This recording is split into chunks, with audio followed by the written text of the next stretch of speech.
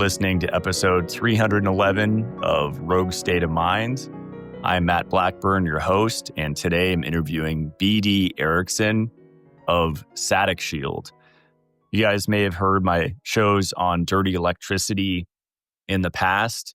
They really took it to another level, and that was one of my favorite parts of this talk, where he talks about the different capacitors that he uses in the Satic Shield filters versus Green Wave and Stetzer, for example. And not to disparage those companies, and he says the same thing, but just like I did with Mitolife, he upped the game, changed the system, made things better, and that's an awesome thing, especially because this is a real problem.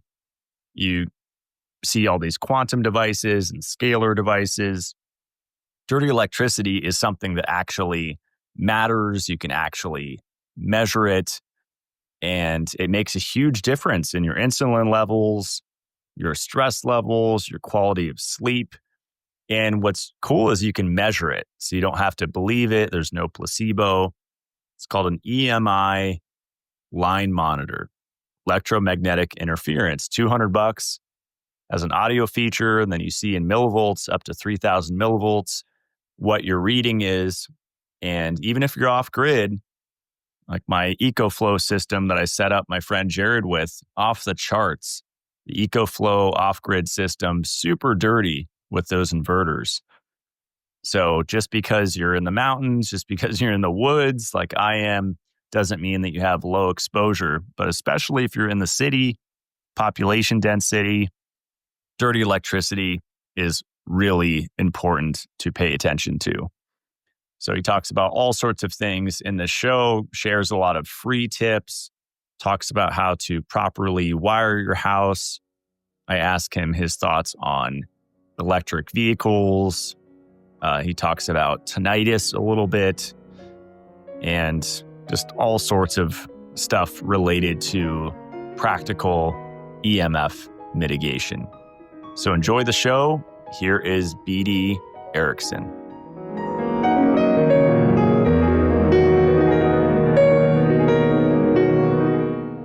Okay, BD Erickson, welcome to the show. Matt, glad to be here. Yeah, I found your company years ago, and then Brian Hoyer, that lives up by me, he promotes you a lot on his website and talks about your products. And so I revisited it, and I know he sells your power box for the basically the whole house system. And I threw one of those in kind of willy-nilly with my electrician and kind of regret not doing more of an assessment because there's some things you have to know with that, whether you have inverters and no inverters, solar system, no solar system. And that's the fun part for me about this whole dirty electricity thing, is it's so nuanced, right? Yes. And that's why you kind of need an expert. So there's two kind of genre of expert in our field. One is the building biologist type, like Brian, that's going to actually be with the customer, assess the need, and then try to use the things that exist to address it. And then guys like me that make the electronics, make the products that help the biologist fulfill his mandate. So, yeah. How did you get interested in this whole area? Well, before I answer that, I'll say Brian Hoyer really knows his stuff, and candidly, he knows a lot. He knows a lot of deeper rabbit trails than me because he's with the customers. He's engaged. He sees it, and I'm in an engineering lab trying to crank stuff out. So yeah. Yeah, he was up here the other day and walked around my house and kind of really started to shift my brain around energy emitting devices, scalar, quantum stuff, and just made the wheel start turning. And so I've been talking about that, and I'm sure we'll touch on just practical mitigation before going to the, like we were talking about before I hit record, the belief stuff where you have to, you can't measure it. You have to just believe that it's working. It's interesting with things that you can't smell, you can't see, you can't touch, right? And so one of the demonstrations that I use a lot is I'll just hand somebody a set of magnets. And I don't care if you're 5 or 55, magnets are fun, right? So you put them pole to pole, there's this invisible field that you can feel, and you can't push them together, and you can kind of move them around in your hand and feel the middle of that polarity. And you not being able to see it doesn't make it unreal. it's what's often referred to as self-evident, right? And it's beyond intelligent contestation. Only a fool would contest that there's some invisible magnetic field that's creating that force. So you kind of have to be open to the reality that there are a lot of things that you cannot see, touch, taste, or feel, but that does not diminish their realism, right? Absolutely. Yeah, for sure. So you asked me how I ended up in this field of expertise and interest, and nobody wants to hear some long-winded story about some guy's life. Why would anybody, one of our listeners, give a hoot about me, right? So I'll just say very candidly, electromagnetic fields, harmonics, distortion, EMF, pure electricity, these things didn't matter to me. They weren't terribly important to me in my life. And the idea of electromagnetic fields being damaging to the biological, I guess I knew on a cursory level, like, who wants the power lines over their house? You don't. You don't need to be an engineer for that. You just automatically, something in you goes, well, that can't be good for you, right? Who wants the cell tower on the roof of their house or on the school? You just automatically go, well, I don't know. You don't have to be a scientist to be like, I don't know, right? So my son and I moved home from Hawaii to Montana, where we belong. And he and I were sitting on the deck one day, Matt, and had a two-part harmony laugh. Like, we both laughed at the exact same time as we looked up and saw the biggest power lines in our whole city, in the whole valley, going right over our property. And when I say, the biggest power lines, I'm not talking hyperbole. So as humans, we communicate in hyperbole. The jet was so close in his landing, you could count the bolts. You couldn't count the bolts. You're not lying. You're just hyperbole. You're just exaggerating, right? Well, I'm not talking in hyperbole. These are the biggest lines in all of Missoula Valley by some margin. They're just huge. And so he and I laughed, 2 laughs. You ready? Number one, how in the heck did we miss this? How did 2 hypervisual males go through the process of buying a house and not see these huge power lines? And number 2, we're not going to have to mow, right? Because all the grass underneath these things is dead or diminished or gone, right?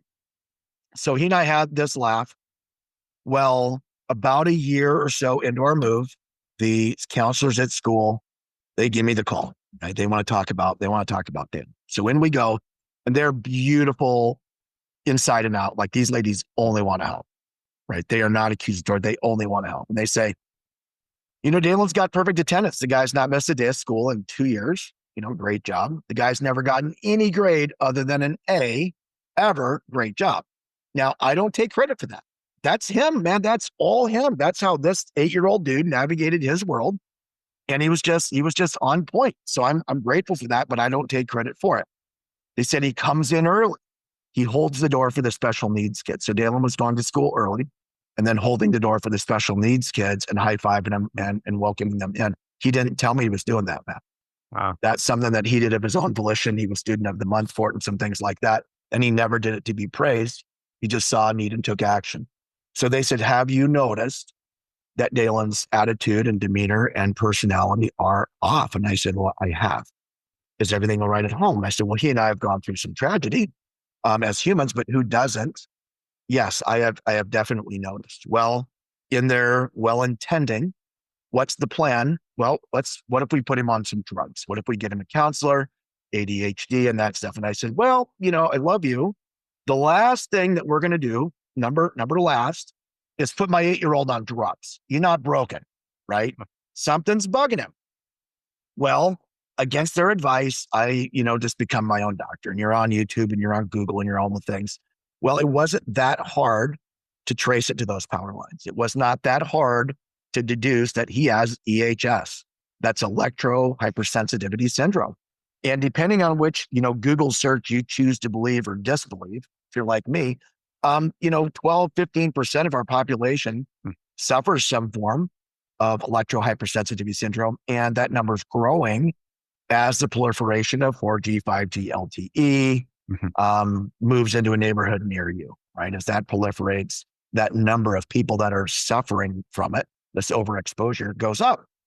So one of the first things that we did is try and look for products on the market that would help us. And, we bought the Stetzer. I bought the Green Wave. I'm a power systems engineer, so I quickly opened those up with the Dremel tool. I wanted to see what was in it. One of the first things that we did that really helped was we used what's called NASA blanket. And I know, don't tease me about NASA. That's just what it's called. NASA blanket. And we rolled it out. It's a big aluminum shield. And we rolled it out eave to eave, gable to gable in our attic. And it was rather easy because our house is just a big Noah's Ark, big rectangle with lots of attic space. We rolled it out eave to eve, gable to gable, taped it and stapled it together and grounded it. And immediately it made his world more livable. Now, the reason they wanted to put him on drugs is because the way it was presenting for him. Okay, number one, ringing in his ears, constant form of tinnitus when being overexposed, right? At home or away. Number two, a feeling of dis-ease in that not being able to quiet the mind. He did not have ADHD. He was being bombarded by man-made frequencies that would not allow his little mind to find peace or find rest. Ryan, it was driving him nuts. Okay. Well, how do you communicate that when you're to anybody? I don't feel good. Well, I'm anxious. Well, I'm stressed out. Well, I'm afraid. Well, I'm this and that. That sounds like a prescription for drugs right there. That's what that'll get you, right? So one of the driving forces of my company is to help stop, just the proliferation of prescriptions to the best of my ability as misdiagnoses that maybe this little person is hypersensitive and the 4G tower is making their ears ring and their little brain can't find rest. Nobody has slept. Find me a person that has slept in 10 years. Oh, you go to sleep, but you're not rested. You're not dreaming. You're not in that good theta. You're not in your REM, right? Because you're constantly being bombarded by these waves and these signals and your brain picks up on them. Of course it is, right? And so having a very real immediate need and a really strong why, saving my little boy, put me into this world of electromagnetic fields and forever changed my destiny.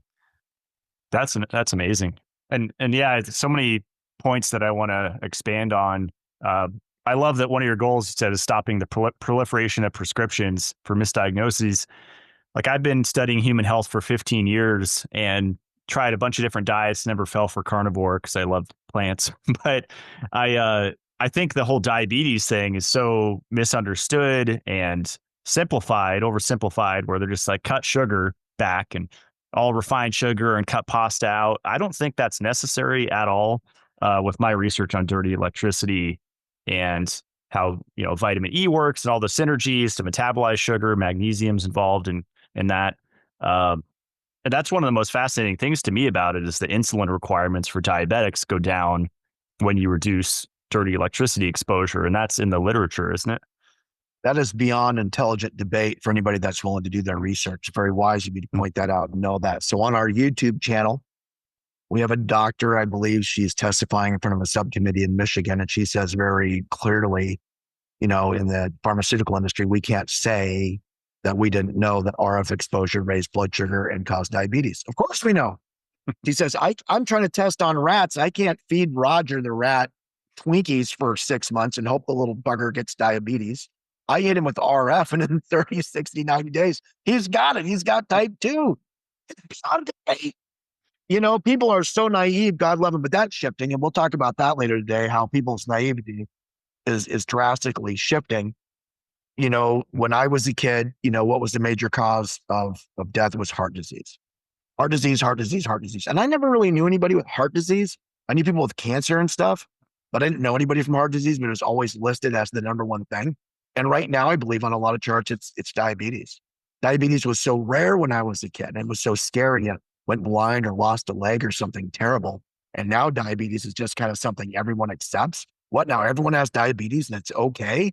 Talk about a quantum shift. Yeah. And, I won't say all of it. And I'm not a medical doctor. I'm not full of baloney. I read the same stuff we all do, but with a cursory amount of investigation, that overexposure to RF presents that way. And unless you're living out in a cabin in the woods of Montana, you're getting overexposed. So 1 + 1 = 2, Yeah. It's funny in the health field, you see so many there's TikToks and there's reels and, everything's little quick video snippets now because of our attention spans.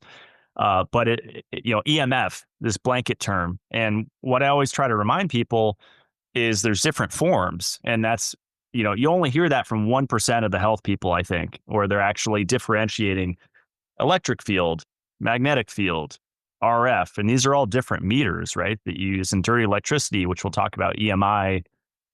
That's another meter, right? So there's at least 4 different major types that we're exposed to, aren't there?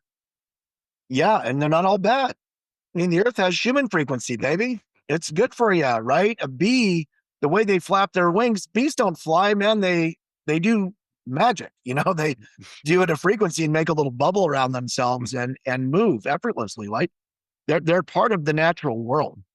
And so it's not like, you're trying to deny something that someone's conspiracy theory. It's part of the natural world. Everything has a frequency.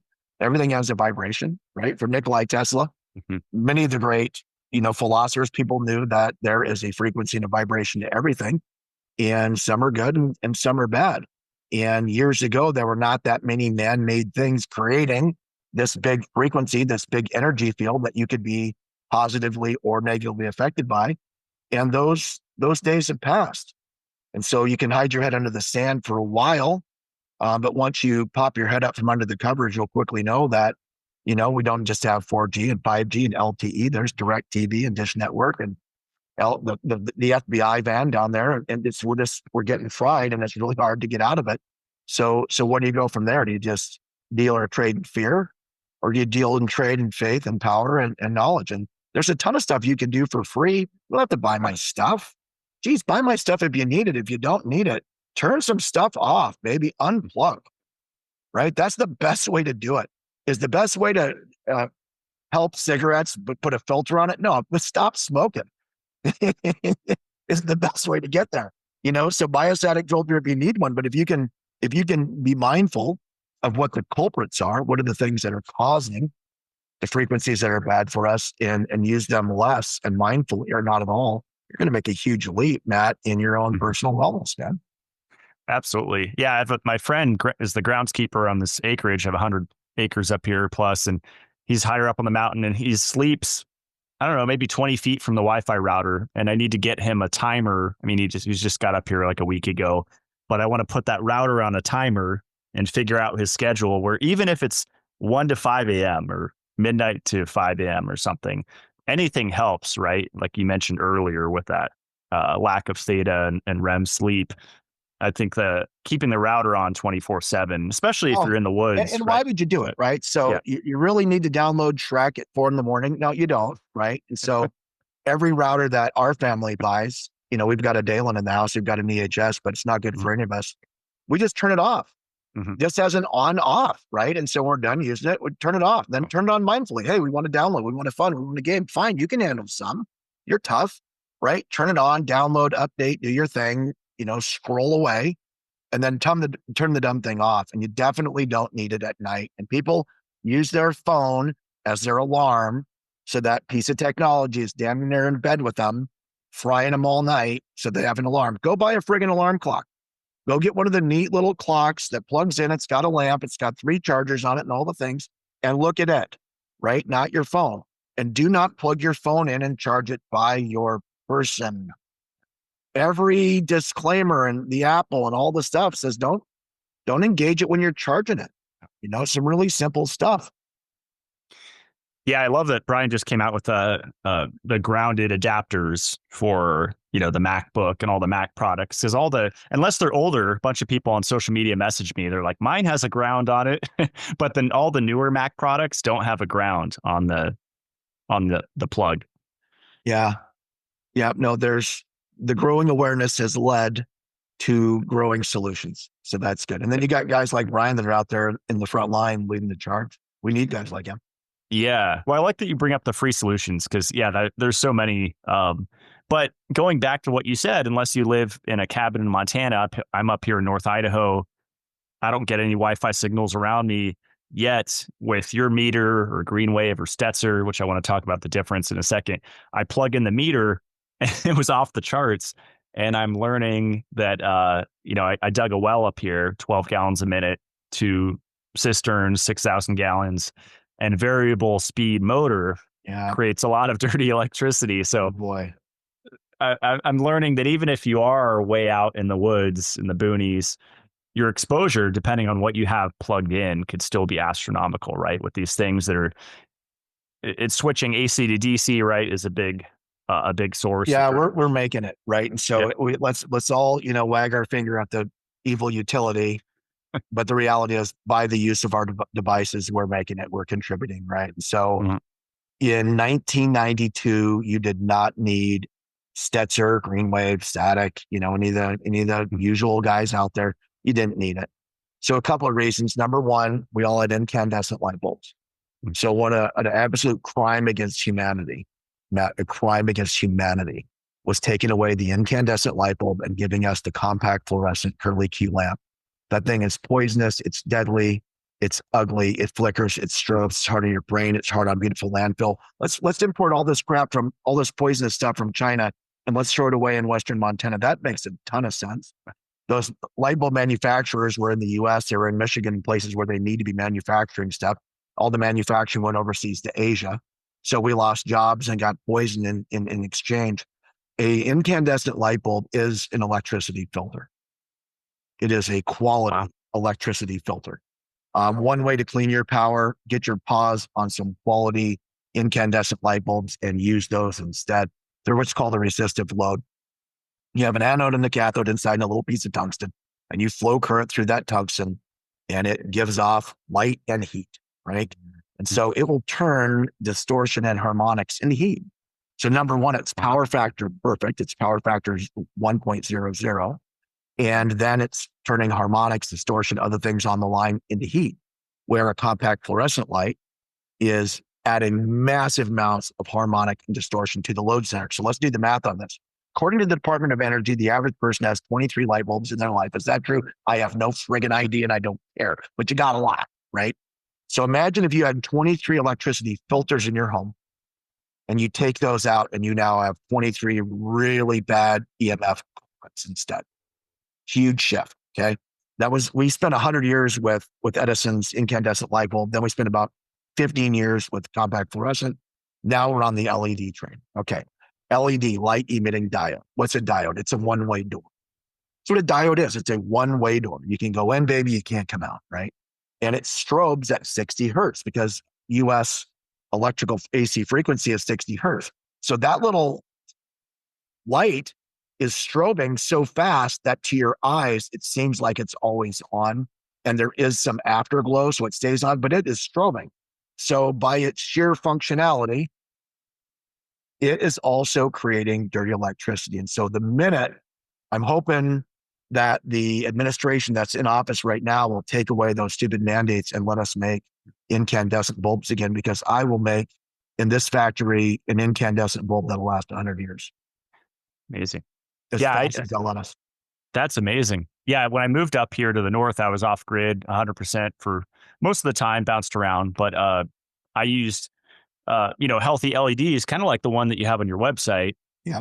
Low flicker, because I don't know. I've had some experts tell me it's impossible to get an LED with zero flicker. I don't know. Yeah. Everyone debates everything in this field. Yeah. If you find somebody that says it's up, you can find someone who's just as credible says it's down, right? Yeah. But I switched to 60 watt, the Hudson brand incandescent here because I'm on grid again and I'm going to have backup power eventually and stuff. But total change in my nervous system. It could have been placebo, but I don't know. I just feel calmer. I have a little meter, looks at the wavelengths, a Hopo color, and there's almost no blue or green in them. And yeah, sure, they're 60 watts, but who cares? Your health is worth it. Who cares? Yeah. So how cheap electricity really is. And so, on Gilligan's Island, Gilligan pedaling that little bike always powered the island, right? So if you're at the Orange Theory or someplace and you bike 7 miles at 200 watts and it takes you half an hour, that's 1 kilowatt hour would be if you biked at 1,000 watts, which no human can do for a whole hour, is only 1 kilowatt hour. That's 8 cents. Electricity is so incredibly cheap. People have no idea. Well, I'll just pedal this bike and power that. No, you would have to pedal a bike for 5 hours at 200 watts to make 1 kilowatt hour, which is literally 12 cents where I'm standing. Think about it. I mean, it's lunacy. Yeah. So yes, they use a little bit more power, but if they're not frying your family and making your phone charge slow and hot, just suffer through it. Just suffer. You blew my mind to how they turn distortions into harmonics and the disharmonics into heat. That's incredible. I just interviewed a building biologist, and he was saying, take them off a dimmer if you're going to use incandescents, because the dimmer is really bad. Yeah, he speaks the truth. He's right. Cool. Yep. Dimmers and rheostats are another thing that we call a culprit. So that's, Satic's been here for 17 years. Am I the expert? I don't know. I'm on a list. You do anything for 17 years. If you worked at the tire shop for 17 years, you'd know a snow tire from a sport tire, right? You'd know tread pattern. You'd know that crap. I'm not a super genius. I'm an average Joe, but I've been slugging it out and reading stuff for 17 years. So I've got some acquired knowledge in here, right? So we call them culprits. I spent 2 years writing an EMF protection guide, and a lot of the guides just naming the culprits, man. And if you know what the culprits are, you're halfway there, Matt. You're halfway there. So I say, do you have to, live in, the forest in Oregon and compost your hair? No, you don't have to do that. Just don't be a ding dong either. Be smart, know what the culprits are, then use them sparingly or intentionally, and then turn them off or skip them completely. And I love the light of an incandescent light. There's a lot written about what firelight and heat light does for the soul. If you want to have mood, if you want to have romantic, that's a dim red light. Candles, it's pretty, it's soft on skin, makes us all a little bit prettier, right? The big blue lights, you've never seen that at a place where you're trying to, have a nice mood, and it's calming and all those other things. So I don't know how that rabbit trail, but years ago I used to use the salt lamps, but I prefer the incandescent to those. I don't know what bulb was in. I think those were just little LEDs in there or something, but I got a salt lamp. They're pretty. That's what you're having. I do my colors. You got to have some. You can't just zig. Matthew, you got to zag, baby. You know what I'm saying? You can't. It's like you can't just eat, perfectly all the time. Sometimes you need an ice cream cone. Exactly. Right? I mean, I did that yesterday. Oh, I forgot it. We have good ice cream up here.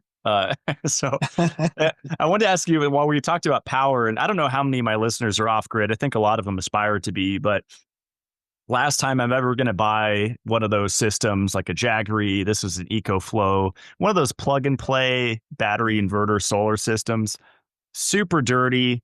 I went up the hill. I set up my groundskeeper with that, and I go up and I'm taking your meter around every outlet. I maybe tested 20 outlets, like over 1,000 millivolts. And I think the meter, depending on the brand, maxes out at 2,000. And there was above 1,000 on so many of them. And I plugged in, I think 18.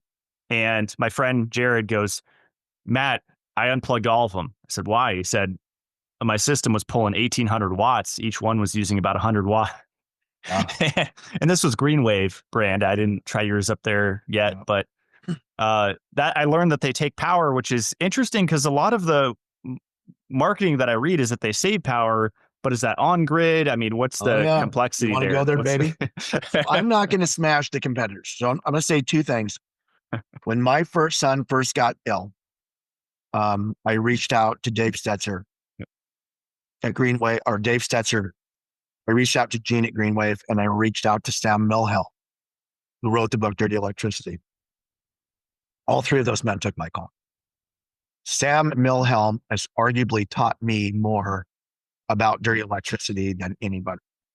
And everything that we make today, while I believe that it's superior, and I'm going to give a compelling case why it's superior, I'm standing on the shoulders of giants.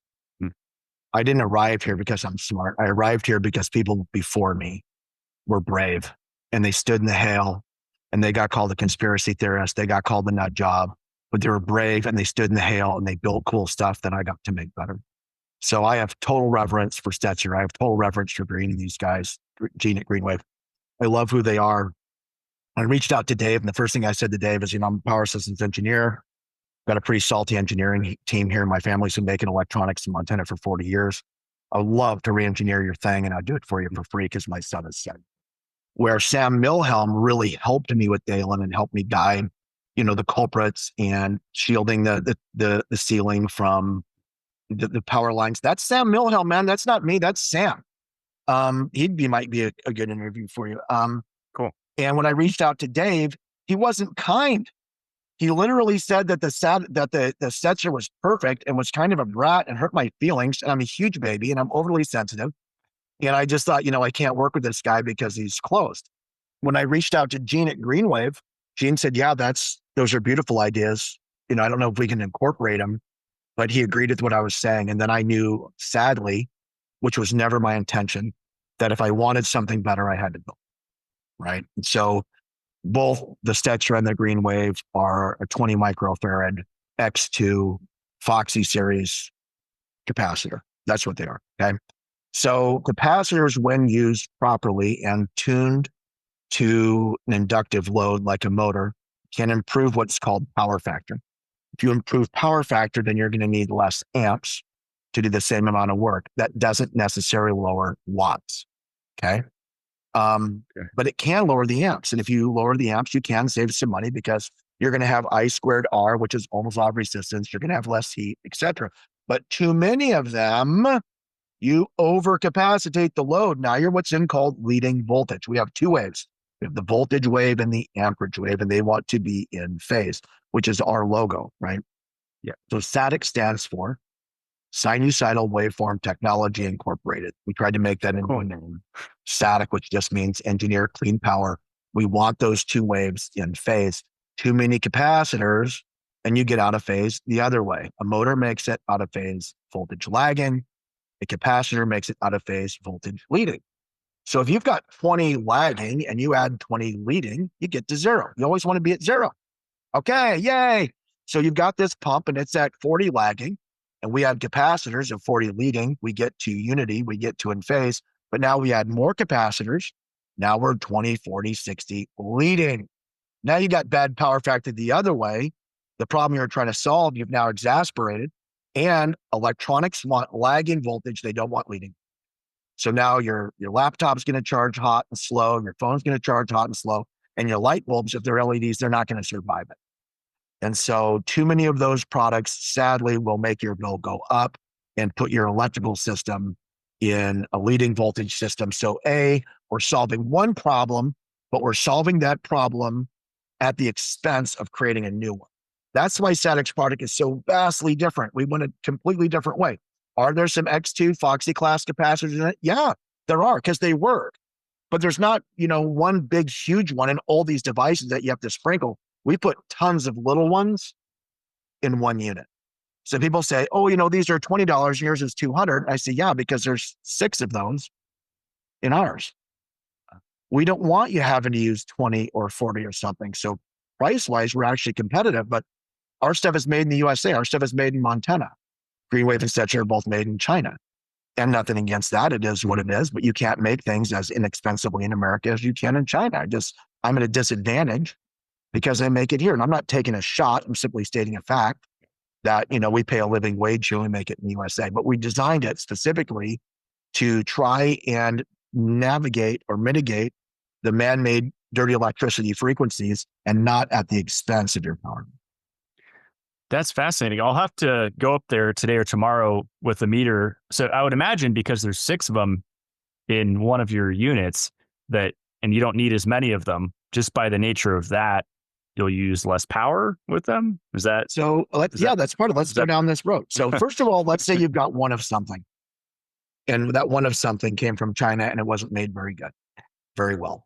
Let's say you have one of something and it breaks. You're at Zip City, Zilcho, nada, finito, right? You're dead in the water. So we actually have 6 X2s at one certain size. And then we have a 7th X2 at a different size. So number one, a capacitor is like a balloon. It's going to lift and pop. Rather than having boom, boom, boom, boom, boom, Satic goes, it's a much smaller wave, right? And if one fails, you're at 85%, which means we can have a 25-year warranty, right? And we hit different frequencies. If you've got one unit, then you're going to hit the bandwidth for that one unit. We don't have ours all the same size. We have from really little teeny ones up to rather large ones, so that you have more sizes. And not all, and they're all gonna fire at their own thing. They're gonna hone in at 60 hertz, but even the manufacturing differences in tolerance in them are just gonna make it run smoother, right? It's just gonna operate smoother, and it should last longer. Now, those units are affecting the amperage wave. There's nothing in the other products to hit the voltage wave. And we've already discussed, we have two waves. So right out of sheer functionality, they're addressing the amperage wave, they're leaving the voltage wave. We also have component sets that trim the voltage wave, and they work just like an incandescent light bulb. They use resistor technology that just turns the abnormalities into heat. Wow. It's far superior. I don't mean to be that guy, but it's far superior. Next, when you use our wire-in products in a home, you have 3 electrical pathways. Now, you got 3 pathways. You ready? Half of your outlets should be phase A to neutral, which is a 120 volt subsystem. The other half of your breakers and outlets should be B to neutral, another 120 volt subsystem. Now, when you grab 2 breakers, A and B, you have a phase to phase or 240 volt subsystem. So people say, what's your house? Is it 110, 220, blah, blah. So number one, it has not been 110 and 220 since the 50s, 120 and 240. And every house is 120, 240. 120 is grabbing one phase. A is 120, B is 120. If you grab both, you got 240. It's really rather simple. So in the Satic wire-in unit, there is a circuit board that's dedicated intelligently to A to neutral. There's a circuit board that's intelligently dedicated to B to neutral. And there's a third circuit board that is dedicated to A to B. They're all surge protected at the proper, you can't surge protect something at 120 at 240. It's dead by the time it clamps in. You couldn't surge protect something at 240 at 120. It'd open the circuit constantly. So it's just more intelligent and not bleeding edge. I'm not some, genius guru. I just, as a dad, took a more practical look that I think a lot of people would if they had the education in the background that I have. So for someone that owns a home, going for the power box, like you said, the wired in option, do you still need the standalone filters? Because I remember having a conversation with Brian about Mercola, and he was saying that was the case where you still need them, you just need less of them. What are your thoughts? So I love that Mercola uses my stuff. First of all, RFK does too. Just bing bing. So, and not that it's the best, just the best guys use it. So I'll let that lad does. We still make it. So let's say we've wired something at the panel. What do we know? We know that everything that's coming in is going to be clean and harmonized and filtered. It's at the panel. Everything coming in is good. But now if you're still making it, baby girl, that's on you, right? You're still making it. So sometimes we want all our tech stuff. I do. I have 2 Apple phones and 3 iPads. I'm as bad as they come. Now they're off right now.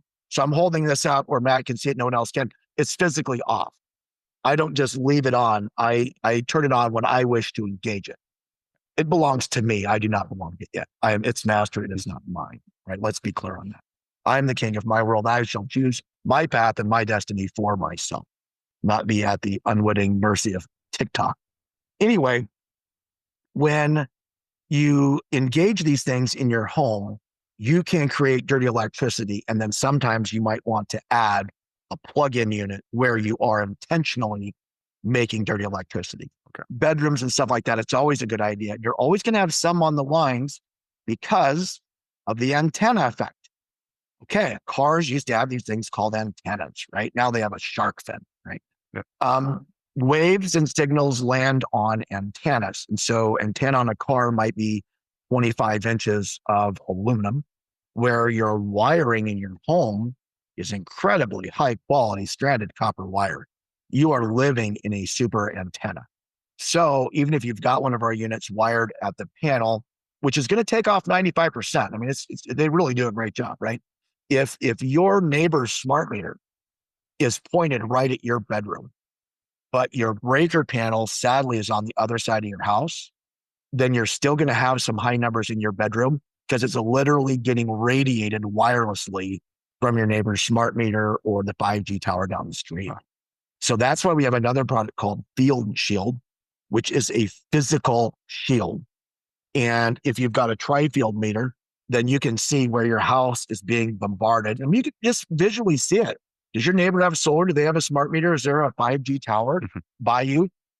And sometimes you'll want to put one of these units behind your bed, because when we put our bed down, we put the bed against the wall. We put our head against the wall.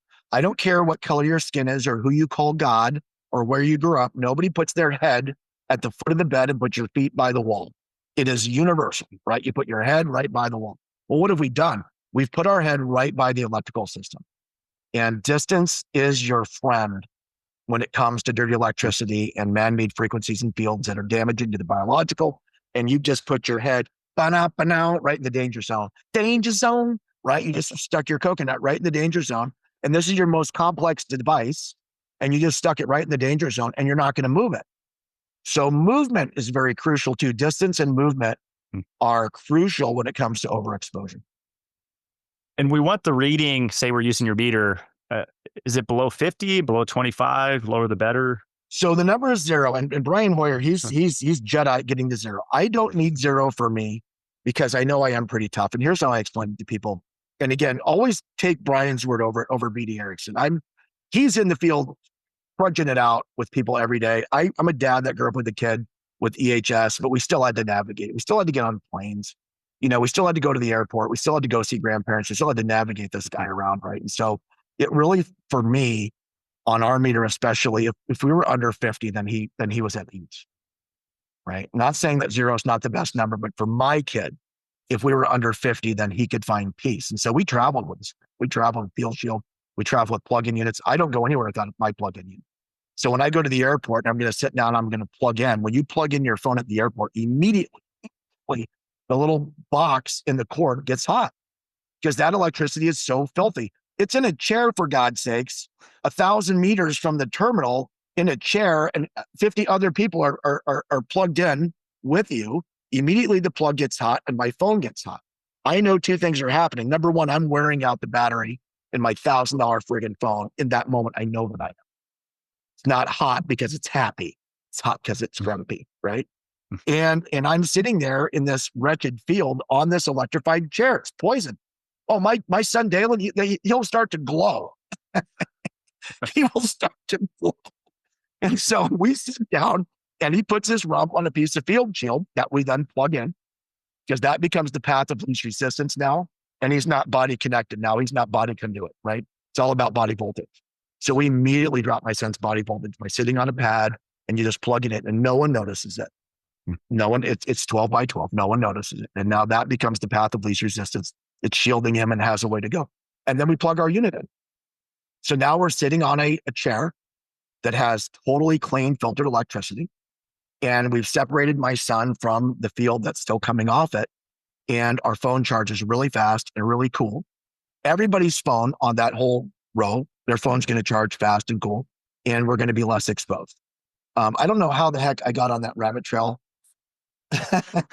Well, I'm glad that you brought up the Field Shield, because I bought a few, because my friend only sleeps on a box spring. I like Canadian foam bed. I'm fine with foam, high quality.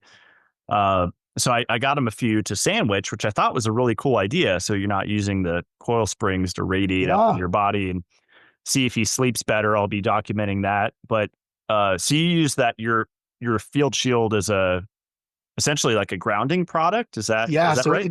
It's all in one. So when I think about a shield in my mind's eye, I immediately go to a combatant.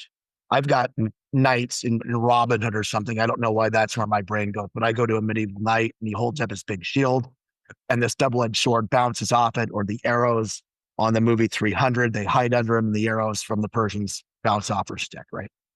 That's not how Field Shield works. Field Shield works more like, in your mind's eye, imagine a softball mitt catching a softball, right? It grabs it. Okay, so we know 2 things about electricity from 5th grade that everybody knows. Number 1, it's going to follow the path of least resistance. Number 2, it's going to find its way to ground. We know these things. Everybody that went to 5th grade in America knows these things, right? So now you're this water brain, you're 70% water, whatever the number is currently. You're 70% water. Oh, but here goes the airplane, dropping aluminum, chemtrailing the crap out of you. You're breathing it, you're eating it. Now you're water and aluminum. Well, now you are a really groovy conductor, right? You are a really groovy conductor. And so if you don't think that the 5G tower can tune in on you, you are misled and naive. And I love you, but you're naive and misled. That can send a frequency that can start to now impact your body. Now you lay in bed, put our head by the wall. We're in the danger zone, and you're now the path of least resistance. You're now the conductor. You're now being affected by these man-made frequencies. So let's take a shield that's 2 feet by 4 feet, and let's lay it on its side behind our bed, in between our headboard and the wall. Now, what have we done? We have shielded that entire magnetic field in between us and the wall. Then we're going to plug it in. Why? We've just caught a softball in a mitt. Now, you can't catch a second ball in that mitt till you get rid of the first ball.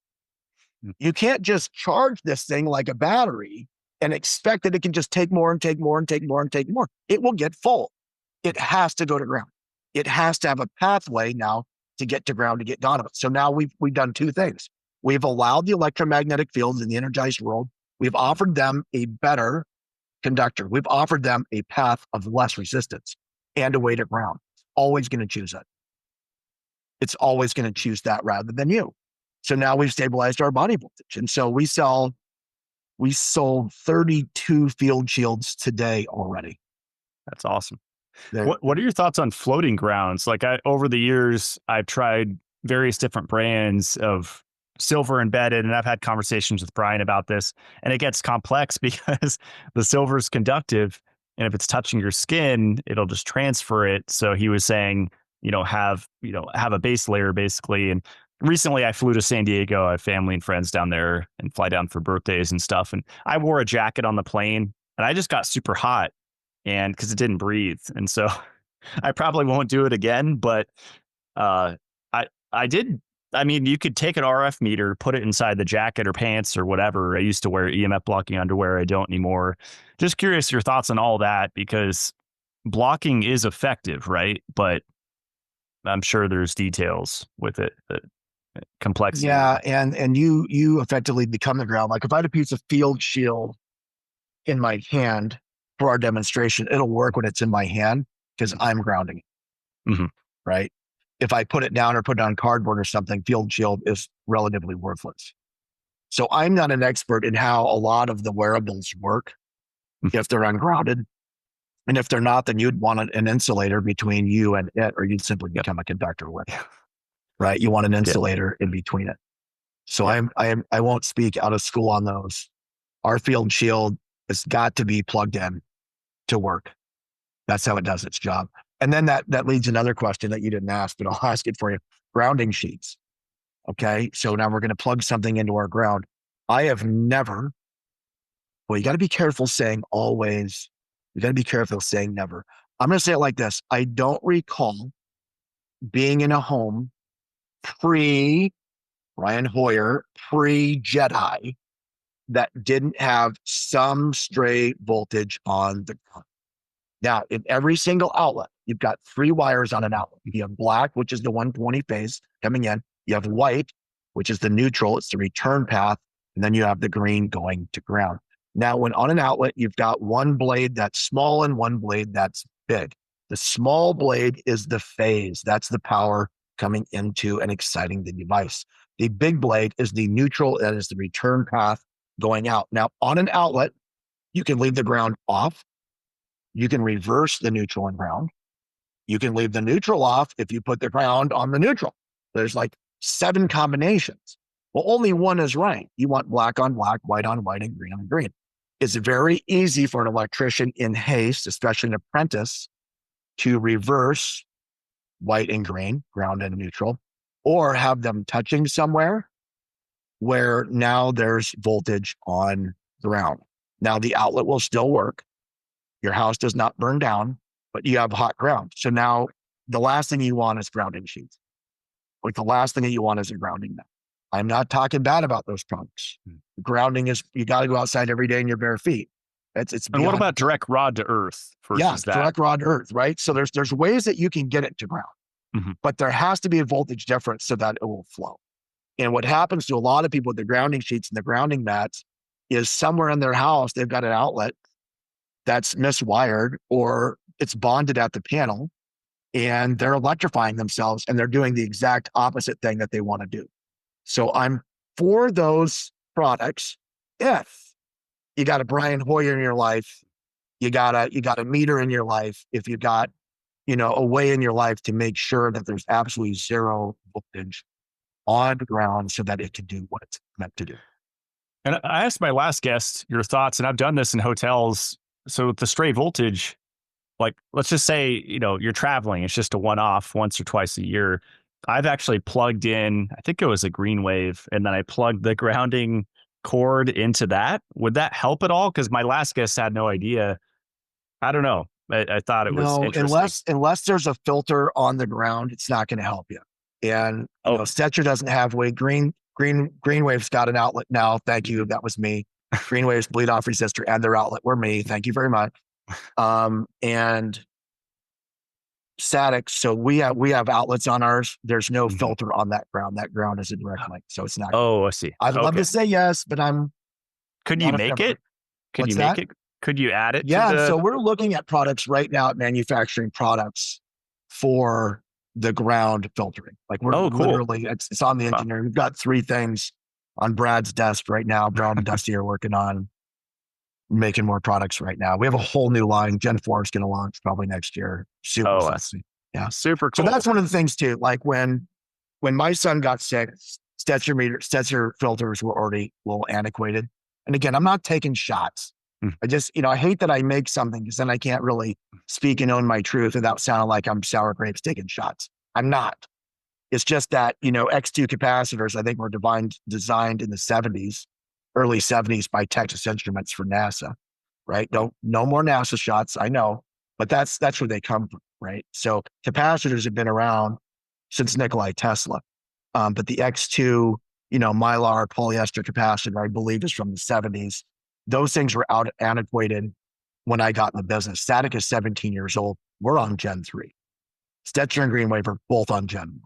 They've never varied. We're on Gen 3. We're about to launch Gen 3i that are completely smart. They're completely intuitive.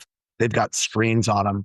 So let's say you're not a person that has an amp meter. You're not a person that has or wants to open their breaker panel and be stabbing at it with a screwdriver. You're not that guy, right? And you don't have a Greenwave meter or an EMF meter or whatever else. We're building it all into the unit. So it's got a screen on it and you can see it and it'll adapt. And when you need more, it'll add more. And when you don't, it'll back up.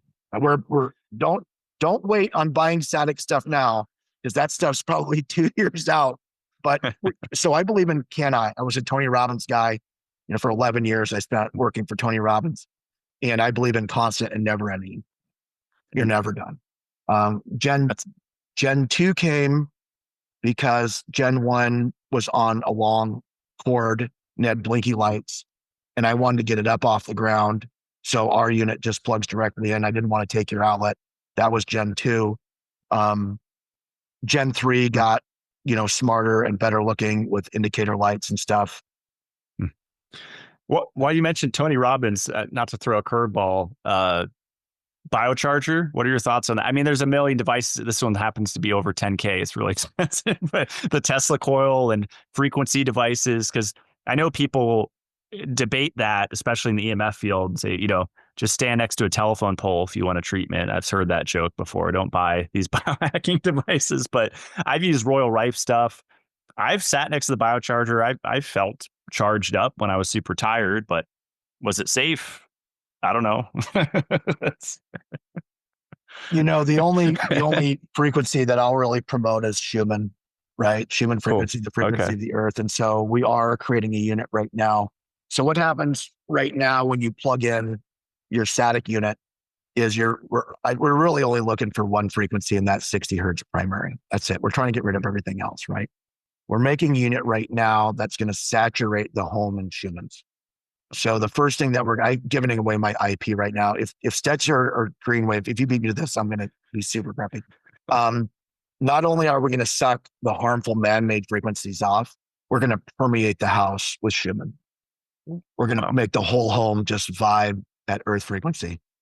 Tap it right in the ground, dial it in at Schumann, and just saturate the home with healing frequency. Working on it right now.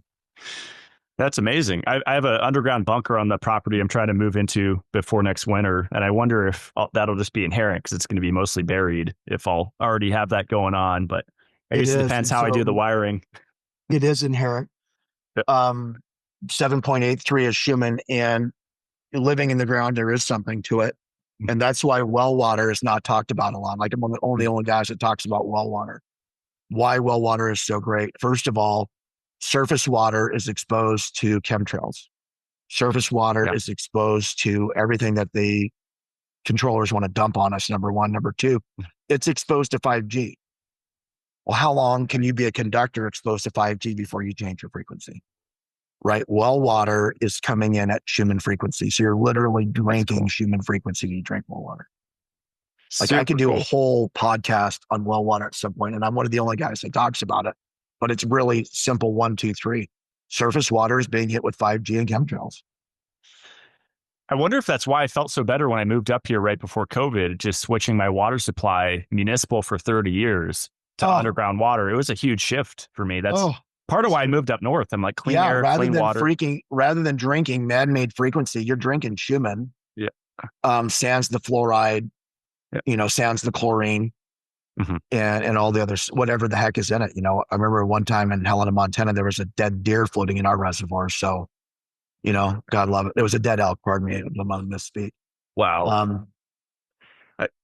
So I wanted to ask you, so many little offshoot questions. Quick one here with the incandescent lights, just last thing on those. If I change out my friends up the hill, change out his LEDs for incandescence, and I have your EMI line monitor, will the levels go down? Totally. And the outlets around? Wow. You turn them on. Wow. You switch to incandescent, you put me and Greenwave out of business, baby. Go.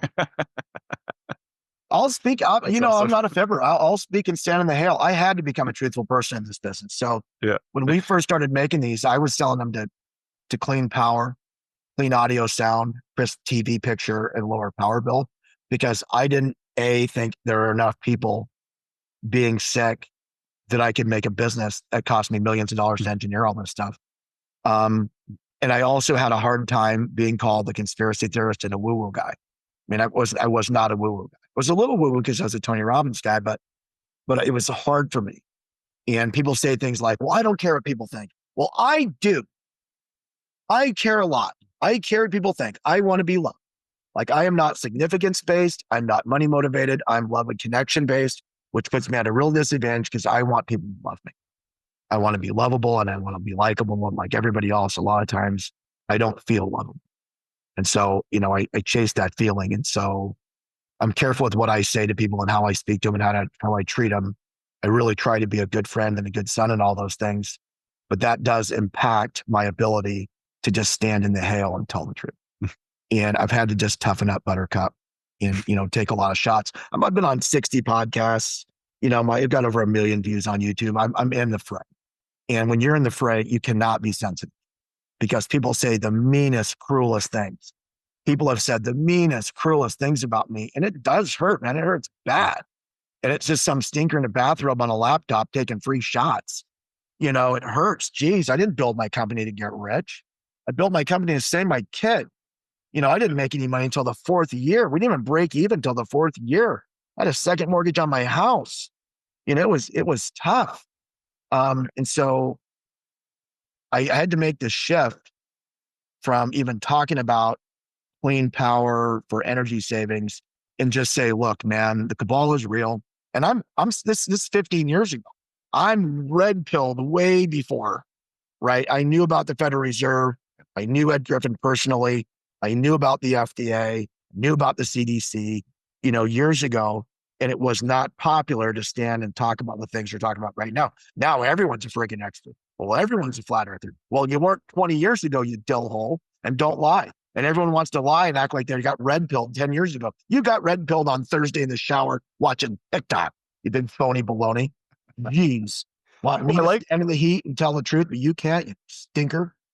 I like that you brought up chemtrails because on social media now, I guess everyone's trying to find their niche and get a voice. And there are a bunch of people saying that it's a psyop basically to believe in them, that they aren't what, we think they are. It's a conspiracy theory, basically like the normie argument. And it's ridiculous because whether it's hair tissue mineral analysis, I'm not a huge fan of blood tests, but I like HTMA. I like oligoscan spectrophotometry because they're non-invasive, and everybody's full of aluminum. I mean, where is it coming from? Yeah, some's coming from the food, but it's off the charts high. Every single person I look at.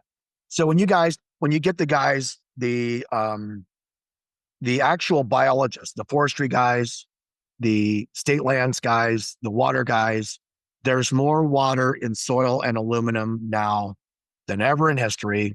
And it's not organically occurring because it's on friggin' Mount Fuji and it's in the valley of Tuscaloosa, right? It's everywhere. Why? Because the controllers are flying over, spraying it.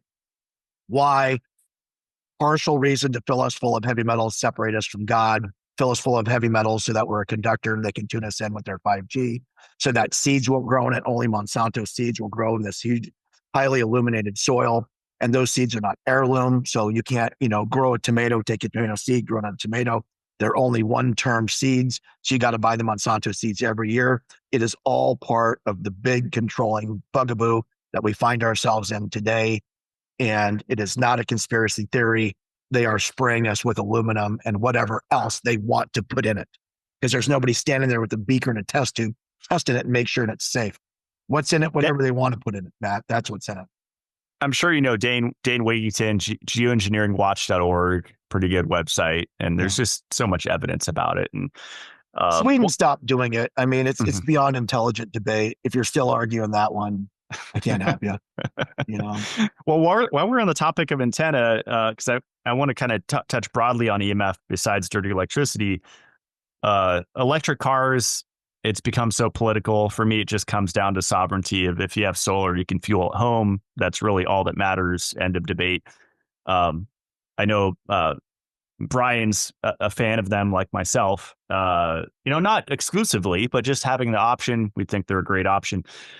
And he's actually developing a product right now for EVs, which is interesting. But just curious your thoughts on it. I know up where you are and up where I am, they're mostly diesel trucks, coal rollers and stuff. But as far as the EMF aspect of it, let's go. So first of all, fossil fuels are not from fossils. That is a Rockefeller psyop from 1913. They're not finite. The earth produces oil. Right. It's not finite. It's not squished dinosaurs. Right. Mm-hmm. There's enough coal right now to power the whole world on 1 2-cent power for 400 years or whatever, right? There's no peak when oil. You make electricity, you're burning coal anyway, right? Right. I can give a whole speech on nuclear. So our lead engineer, Dr. Bradley Layton, wrote a book, Zero Waste in the Last Best Place here in Montana. He was on State of Montana's Energy Department Committee. The governor flew him to Japan. I mean, I've got an all-star cast here. We are zero waste guys. Now, I'm not a hippie. I'm not a greenie. I do not believe in climate change the way they present it. It's about controlling us with carbon credits, but you have to be a good steward. Now, let's say that I'm going to take you into Glacier Park and we're going to pack in and you have a granola bar and you drop your wrapper. I will punch you straight in the eye. And then when I do, don't say why. Don't say why. You don't let her. We're rafting the Middle Fork and salmon. You're going to throw your beer can in the water. You're not going to, right? You're not going to do that. So there's a big difference between being a climate change lunaball and just being a good custodian. Exactly. The idea that, tigers aren't going to continue on this journey with us, I think is criminal at the highest degree. I think the idea that polar bears are having limited space is criminal at the highest degree. That's criminality against nature and against us. And we've been left as custodians of this place. And so I am a fervent custodian. I am so grateful that I'm here and I get to experience this journey, as painful as it is. And I will do my part to leave it as I found it or better, period, right? So the electric car you're on a 600 volt AC. So the trains back in the day, stuff was DC motors back in the day, right? Trains were DC. And when people want to talk about electromagnetic fields, let's just talk about that just for a minute before I go back to electric cars. How do you move an electric car? How do you move a train? So I love trains, right? 8-year-old boy, I counted 122 cars one time. 122, that was my max that I've ever counted. And they were coal cars. So they say these coal cars, would they weigh 40 tons? I don't know. But a car train itself, a train car around there is a couple of tons. It's like 2 tons per axle, some huge number. And these things are full of coal and they're moving 120. How do you get that thing rolling? Now, when I was growing up, everyone had a stick shift and trucks were stick shifts. You know what you do? You put it in first gear, give it a little gas, and begin to disengage the clutch, right? You bring your left foot off, you slip that clutch a little bit and it hooks up. You're not slipping a clutch to move a train. You will smoke a clutch, right? What moves it? Well, electric motor. Electric motor has a winding, right, and a stator. And that stator's got the magnets and the windings have the copper, and you excite that winding with voltage, and it creates an electromagnetic field, which begins to spin that motor. So when you're playing magnets in your hand and you're pushing them together and they're kind of repelling, that's what moves a train. Parts that don't even touch move a train. What moves a train? Field. So I will not have an argument with another sentient being that magnetic fields are not real. I will not enter into that stupid ass discussion. Okay. That's how you move a train. They're incredibly powerful. They're the most powerful thing on the planet. Takes more power than moving a train? Sending a rocket? I mean, it's got to be second only to a rocket, right? What does it? A magnetic field. Those motors were direct current. The new cars are alternating current. And the motor in Musk's first Tesla Roadster, that motor was designed by one of my engineers. Wow. Thank you very much for that. Put that in someone's pipe and some. Yeah, the brushless motor design was much smaller. It was for a Craftsman drill, but it was the basic design. Came from a company called Jor in Montana. So anywho, you're now sitting on a 600 volt inductive motor and the battery pack to do it. They're not good for your home. They're not good for your home. So we're also designing a field shield for under your tushy or under your seat. It's got to be handsome. Tesla owners, it's got to be handsome. Something that we can do under the seat and under the floor mat. And then plugging it into the USB or the cigarette or whatever else to get that somewhere else. The problem with getting that somewhere else is now we're sitting on 4 rubber tires. Yeah.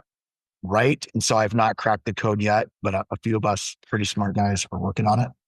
Yeah. I used to ground with a strap. I can't remember the website, less EMF or something. Like I used to do the grounding strap on the back of the car until I had the 5th person tell me you have something hanging from the back of your car, and I took it off because it was too annoying to hear. Yeah, you got to tuck it, somewhere underneath where people behind you can't help you. And you know what? They try to help you. They're not stinkers. They're trying to help you, but it's, I see what you're saying. But yeah, you've got to have, in my humble opinion, unless somebody breaks the code, and they will. People always break codes. It's brilliant. You're going to have to ground it. So now the other argument is most people that have electric cars, they're not taking their electric car on the huge road trip. You take your gas car on the road trip. You commute in your car. So if you lower your exposure but just by your time, then it can probably be okay. They're fun to drive because they accelerate so fast. Yeah, and the Tesla truck, it's 800 volts. I don't know if you knew that. So I don't know if that's worse than the 600 volts or what that. Okay, so the electric field comes from the voltage. The magnetic field comes from the current. So the higher the voltage, the higher the electric field. I see. So you'd asked about that too. So we've got 2 waves and we have 2 effects. The voltage creates the electric field. The current creates the magnetic field. So when you put your tri-field meter up to an outlet, it's always going to have an electric field, but might not have a big magnetic field. Once you plug a vacuum in that's taking 2 amps, which is current, now you're going to see the bigger magnetic field. Those are the 2. And so one goes this way, left to right, one goes up and down, north to south. So that is the electromagnetic field, one going horizontal and one going vertical. Would plugging a Satic, last question on EVs, because a lot of them have those outlets, would that do anything or no? It wouldn't hurt it. Yeah. Okay. Yeah, it wouldn't hurt it. Yeah. It's not gonna eliminate it. I won't be full of baloney. I've committed that as a person. I won't be full of crap, but of course it'll help it. Interesting. Okay. Yeah. I've never seen anyone talk about plugging in a dirty electricity filter because even modern cars, Fords, whatever, a lot of them have a regular outlet now somewhere. Yeah. So the vehicle is direct current. The battery in the vehicle is direct current. But you have to change it into alternating current, which means what? It means inverter. Yeah. Inverter means almost automatically dirty electricity by their sheer functionality.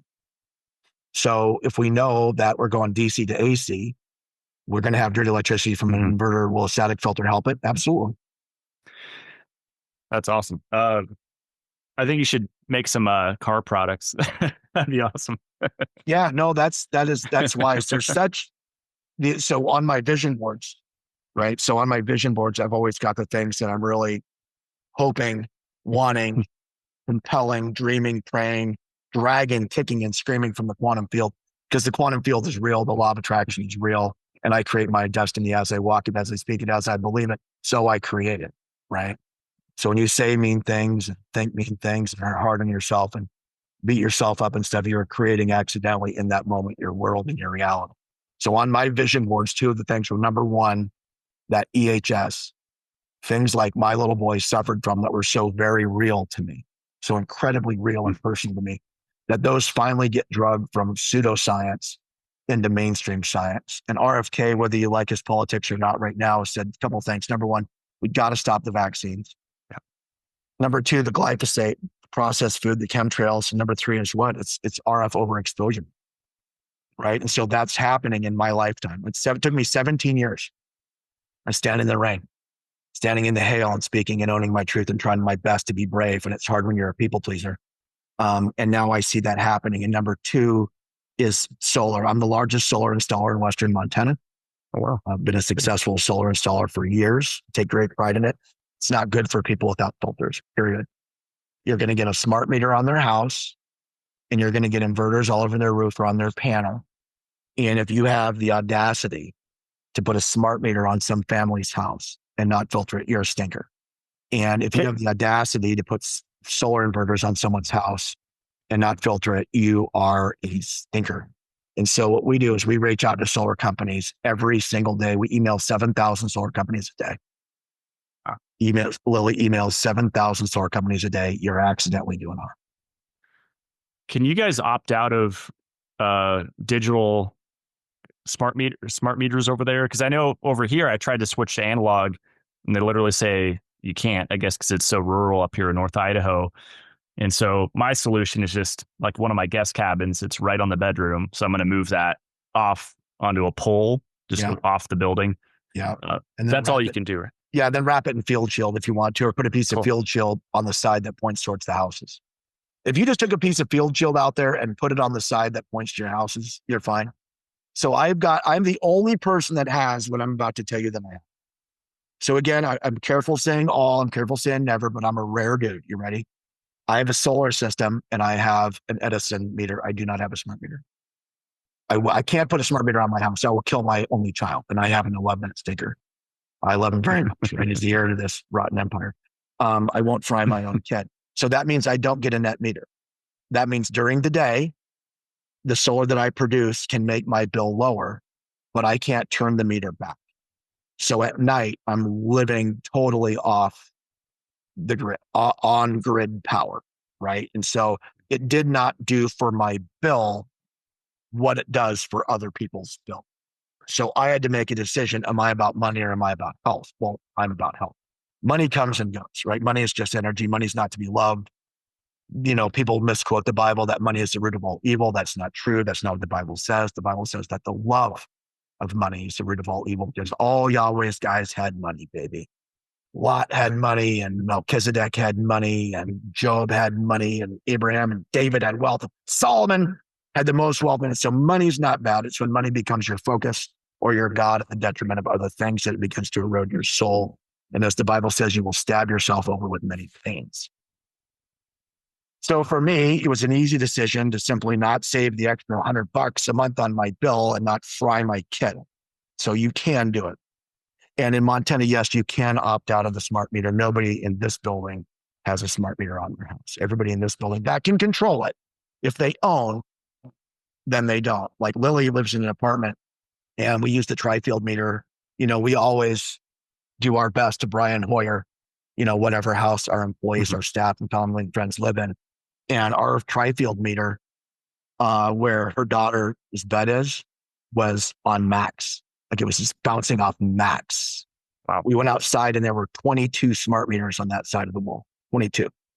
So we field shielded that wall, and now where she lays, it is on Zero. Zero. Wow. So you can't just be afraid. Yeah, it sucks. But I mean, a piece of field shield's $150 and you're one and done. And it took that Yep. little kid's room from max to zero. So I don't know how I got on that tangent, but anyway, people selling solar is the biggest moneymaker, in America right now. For God's sakes, they need to add a filter. And I'm hoping that RFK is going to mandate it. You can't go solar without a filter. And I would honestly do them almost at cost at that point. Like I wouldn't use that as a way to make myself wealthy. My factory would open up and I'd crank out as many as we could to serve the greater good. And then somehow the universe would pay me for that and I'd be fine. I know that to be true. That's amazing. Well, I love that you're talking about the field shield so much in the show, because a lot of people are renting. They don't own their home. Like you mentioned, Lily, apartment complexes. And a lot of people can't do the black graphite paint, right? The Y shield. They need a temporary solution or something they could just do immediately. And that's awesome. That's it. You take it with you when you go. Mm-hmm. And you take it to the hotel if you got a kid like mine. And you ask the team to make you a little piece to sit on at the airport. My team will make you a piece. Geez, you know what I mean? So in our field shield, just so our field shield is 99.9% polished aluminum from Alcoa. Then it's got a resistor. It's a closed cell polyester foam is our resistor. Then another aluminum, and then we take our Y Shield paint. We buy hundreds of liters of Wild Chill paint right from Y Shield in Germany. They ship directly to our facility. Wow. Pallets. And then we get the finest quality shungite, and we have big pestles and mortar, and we crush the shungite in a pestle and mortar into a powder. And then we mix that into the Y paint with one other secret product that's proprietary to us. And then we paint it really liberally, and then we do another layer. And it must be bound, it must have continuity, and it must be grounded. But it does all of it. 4G, 5G, LTE, you pick it, baby. It is as the best that I can make it. And if anybody teaches me anything else, we're putting it in there, baby. I am not afraid of change. That's amazing. Yeah, my version 1 of my lodestone bathtub, the magnetic bathtub, rocks from Utah. They're magnetite. It's been struck by lightning. I had one at my other house that I'm selling, and I put shungite powder into the grout with magnetite powder and even pyrite. Wow. And it's amazing to use that material. You paint the walls with it. Who knows how I'm going to use it in the bunker. It's going to be a fun project. But yeah, natural magnetism. I mean, I love it. So people ask, did we move out of that house? We still own that house. The house under power lines is on zero. So we did field shield in the attic, eave to eave, gable to gable. Did the whole wall that faces the power lines. Did Y paint on that whole wall and the ceilings. And then we've got a static Super Duty on our solar inverter and 2 plug-in units. And on our meter, on the static meter, every outlet's under 25 with solar on during the day under power lines. And our tri-field meter is on zero. And our house is a sanctuary. Now, we own other properties now too. And I spend a lot of time, up in Big Fork in the summer.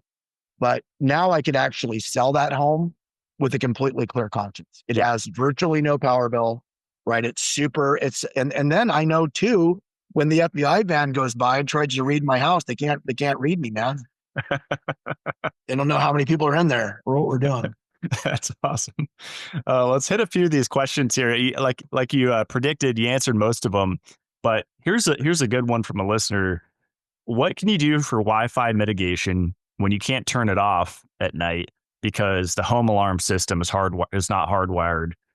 Maybe if they have a Ring system or something like that. Sure it is. A manageable sized piece of field chill. Go and just drop it over that rascal and plug it in. You're good. Okay, cool. Yeah, you're good. And that'll cut out all the signal, right? I mean, yeah, good luck downloading Shrek. It either works or it doesn't, right? Yeah. Download Shrek over LTE at that point. No, it's because it doesn't just block it, Matt, it catches it. Right? Like we talked about. Yeah. And because we live in places like you can't, so I can shut my own Wi-Fi off. I can't shut off the 5G tower down the street. I can't shut off my neighbor's stupid smart meter, right? So I always say, don't buy our products if you don't have. turn it off, get rid of it, put it away, use it smartly. But then there's a lot of situations where that's just not an option. You can't move the 5G tower. Your bed is by the wall. I mean, if you're in an apartment, it is what it is. And that's when you do need to use our stuff. What about turning off breakers? I know kill switches have been talked about, and someone asks, can that eliminate dirty electricity? A lot of people just turn off the circuit to their bedroom before they go to bed. It's great. It's a pain. It's great. Yeah, no, you stop it in its tracks. Yeah, that's probably the most free thing, easiest thing someone could do. Super but yeah, free I can thing. imagine. If you don't mind resetting your clock, it's a super free thing that you can do. That will also lower your power bill a little bit if you do a lot of them, because a lot of little things have vampire loads. So it might save you 1% on your bill too, just on having all those, vampire loads. And there's so many things in our bedrooms and stuff that say they're off. They're not. Your TV's never off. The remote control wouldn't work, dummy. How's the remote control work? The TV's off. That doesn't make any sense. TV's on. It's waiting for the remote, right? It's just in standby. Screen's not on. The camera still is. You want to go down that rabbit hole, my handsome new friend, the camera's on all the time. So I've had some weird experiences. Don't think you're in your bedroom being naked with your TV there and your TV not watching you and recording you. It is. Of course it is. Don't be silly. Don't be goofy. It is. So I have black tape over the cameras on all of my stuff. I just put a little piece of electrician's tape over it, right? Or a little sticker. So anyway, that we rabbit trail again. I'm so not. There's a lot of things in our life that we've turned off that aren't really off. And so what some people do is too, they'll plug a lot of stuff through just a surge protector or a power strip, and then just click that off. So now you're not going to the breaker panel every time. You're just plugging everything in your room that's on that one into a power strip and then clicking that guy off. It's another one. It's not quite as good, but it's a step in the right direction, right? And I always tell people, a step in the right direction, step in the right direction. You can take some. So would you want to live your life on fast food? No, we know that fast food is not only unhealthy, it's intentionally poisonous. But if you had some fries in college, I think you're okay. You have one hamburger sometime. Oh, I wouldn't do it on a road trip. You're okay. You're not going to die. I smoked a cigarette in college. Now I got cancer. No, that's not right. You're tough. You can take a little bit.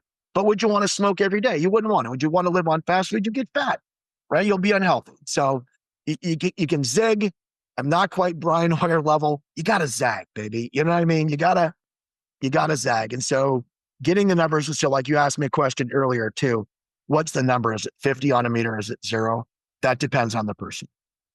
That depends on the person. You don't want it at 1,000. So our meter goes to $29.99 because the new world I've sold probably as many darn green wave meters as Gene.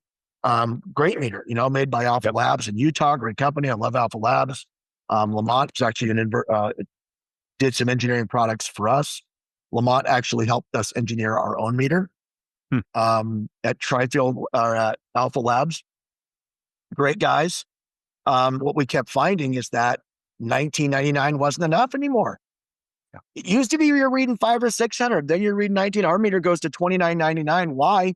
Because we wanted to see more. Because the electrified world, it's getting worse. It's getting worse. It's getting worse. And again, I said in 1992, you didn't need our products for 2 reasons. One of them was lighting. The other one was all this DC stuff in an AC world.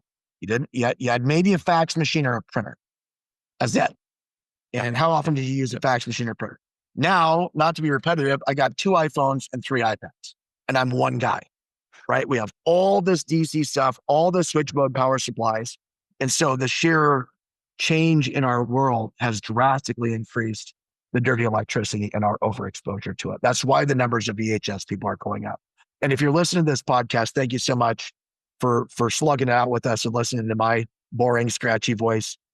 You are being overexposed, but you're not without power, man. Take your power back. Just be smart and take your power back. You're beautiful and brave. I love it. That's a great place to wrap it up. BD, this was so much fun. SaticShield.com. Check it out. And maybe we'll have to do an episode on well water at some point. I would love it. And if you want, Matt, after this, if you want to give everybody a discount code, Yeah, Blackburn. I've been trying to set that up. Yeah, I usually make it So let's Blackburn. do it. That'd be Let's super call great. Blackbird. I don't do any of that stuff. Lily and the girls that are way smarter than me do it. But anybody that goes online and buys after listening, let's give them 15% off and free shipping. Oh, wow. Thank you. That's super generous. Cool. Yeah, heck yeah. So let's make the code Blackburn. We'll go down and check it with the girls and hopefully we don't get in trouble. And at the bottom, when you check out, please go online, get your stuff. When you check out, it'll say coupon code, dealer code, discount code. It'll work in all those. Put in Blackburn. And you want a capital B or a lowercase b? I usually do it all caps if possible. All caps. Right, yep. Blackburn, all caps. And so that is just like it sounds, right? BLACKBURN. That is all correct. caps will get you 15% off your entire cart at checkout. We'll give you free shipping. And it's 30 days and not 30 days from when you order it. It's going to take us a day to ship it. It's going to take you 3 days to get it. It's going to take you a day or two to plug it in, get out of the box, get it working. Well, gosh, that takes half of your time. That's not fair, right? I hate when they do that to me because that's not fair. And then I finally get the dumb thing that I bought working the day before my return policy. No, we give you a month from when you start messing with it. And if you don't start messing with it for 90 days, fine. Like we don't want you to have something that you're not happy with. Right? My life will not be, what was his destiny? Well, he sold people crap they didn't need. That's not going to be the story that I write. If you don't love it, if you're not feeling better, you send it back, 100% money back guarantee. And it won't be somebody grumpy on the phone that hurts your feelings. You'll talk to my kid or somebody else here. Also, too, like if you're not sure and you have questions, call and talk to my son. Like call and talk to Dalen. I mean, call and talk to my dad. Call and talk to the people that have worked here for years and tell them your story. And there's a 10% chance that you can just change something and you don't have to buy anything. So that's amazing. I love all the free tips that you sprinkled in here. I mean, it's all about taking your power back and it's just a mindset shift. So, right on. Well, thank you so much. You said let's end it, and I prattled on for 3 more minutes. I love it. We can keep going now. I love it. I love that you have this show. You serve the greater good by having your show and having free speech and a voice. Thank you so much for what you're doing, what you've created. I love how humble you are and how just articulate you are, how the excitement that you bring to it. I had a blast. So thanks. Thank you so much. And stick around as I close out the show. Thanks, Matt.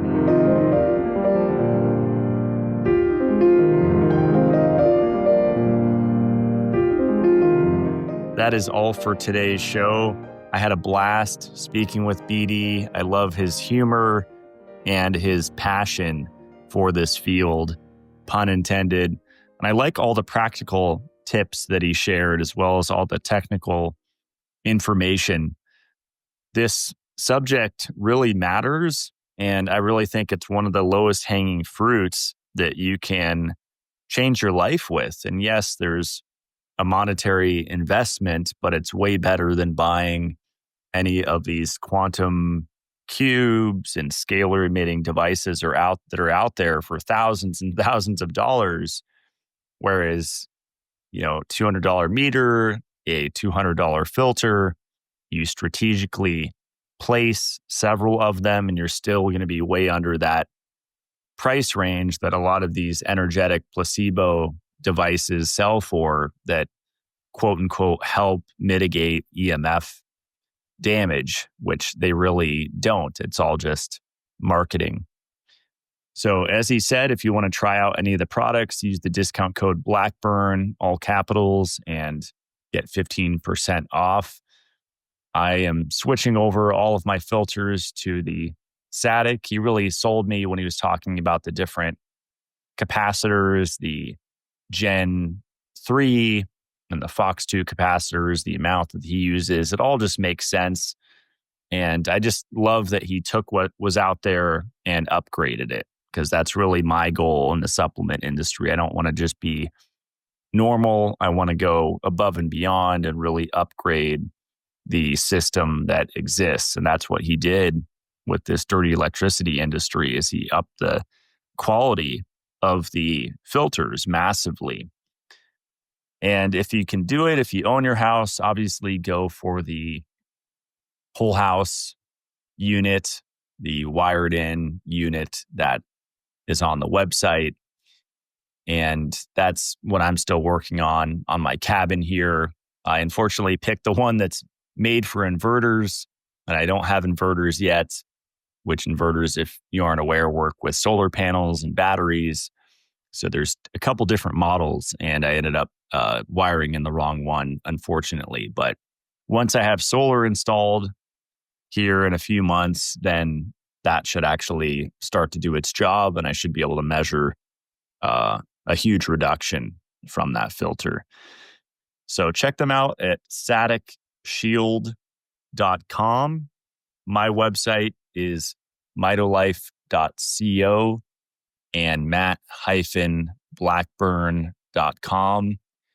My Mitolife team and I, we made an awesome April Fool's joke people loved, and we had a sale with that. So hopefully you guys caught that. We are still having a surplus sale. So if you click shop tab, go to wellness, click save on surplus, you'll see all of the products that are almost at cost. It's almost free and way cheaper. I'd say 4, 5, 6x cheaper than what you would buy at your health food store.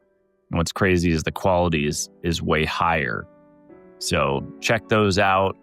The goal is to help people, make it affordable, and really change lives. So thank you for all your support. If you enjoy the show, please share it with your friends and family. There's a new one every Friday. I'll see you guys next week. Stay supercharged and stay rogue.